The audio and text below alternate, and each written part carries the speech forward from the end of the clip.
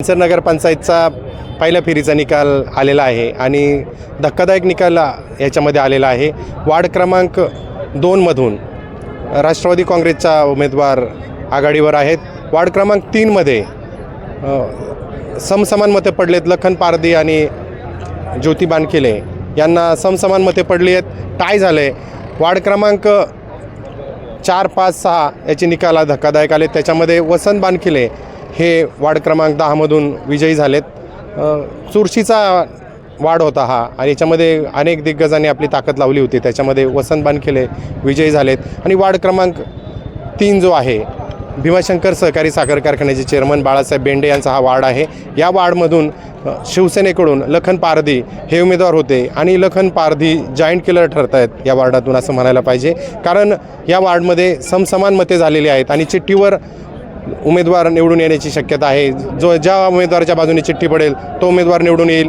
Ward क्रमांक 8 मध्ये धक्कादायक निकाल आला। याच्यामध्ये माजी सरपंच दत्ता गांजाळे यांचा पराभव झाला आहे आणि त्या ठिकाणी घड्याळचे उमेदवार मीर निवडून आलेत। अनेक दिग्गजांचा या निवडणुकीत पराभव झाला आहे। अपक्षांनी बाजी मारलेली आहे। त्यामुळे मनसरचा निकाल धक्कादायक येतो आहे। शेवटच्या क्षणापर्यंत मनसरच्या निकालाची उत्सुकता लागून राहिलेली आहे। नगराध्यक्षपदाला जर पाहिलं तर घड्याळ आणि धनुष्यबाण याच्यामध्येच प्रामुख्याने लढत होते।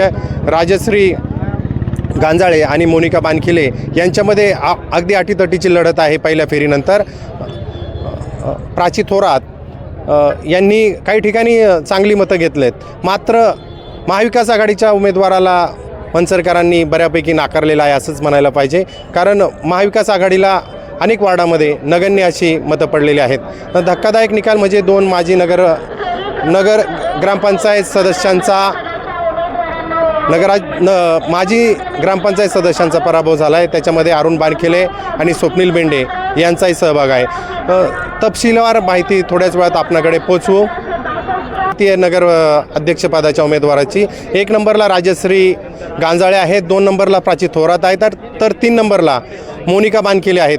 पहिल्या फेरी अखेर धक्कादायक अशी आकडेवारी आलेली आहे आणि 4थ्या नंबरला रजनीगंधा बानखेले या उमेदवार आहेत। घासून होते रिक्षा आणि धनुष्यबाणामध्येच ही लढत होते असं आता तरी चित्र दिसतंय। अजून 2 फेऱ्या बाकी आहेत। 2 फेऱ्यानंतर नक्की काय परिस्थिती होते ते आपणापर्यंत आम्ही पोहोचवायचा प्रयत्न करू। व्हिडिओ जर्नलिस्ट राजू देवडेसह संदीप खळे, मनसर।